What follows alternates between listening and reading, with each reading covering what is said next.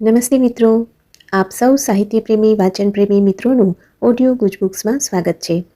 અત્યારે આપણે વાંચી રહ્યા છીએ વર્ષના પ્રત્યેક દિવસ માટે એક એમ 365 સુંદર સંદેશાઓ સાથેનું આ અદ્ભુત પુસ્તક ઉઘડતા દ્વાર અંતરના.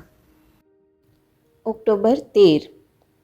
તમારા પર હું જે શુભ અને સર્વાંગ સંપૂર્ણ ભેટો વરસાવું છું તે માટે સદા સર્વદા આભાર માનતા રહો.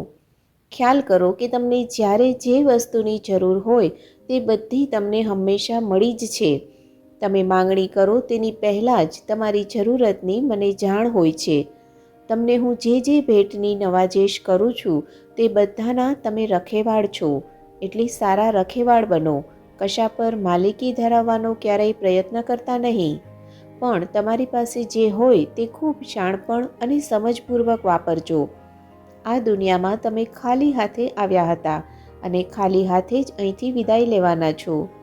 આ પૃથ્વીના પટ પર તમે છો ત્યાં સુધીમાં તમારે મારું આપેલું બધું પૂરેપૂરું ઉપયોગમાં લઈ લેવાનું છે. તો પછી બધી જ વસ્તુનો આનંદ લો અને એને માટે આભાર માનો, પણ એને પકડી રાખવાનો પ્રયત્ન ન કરો.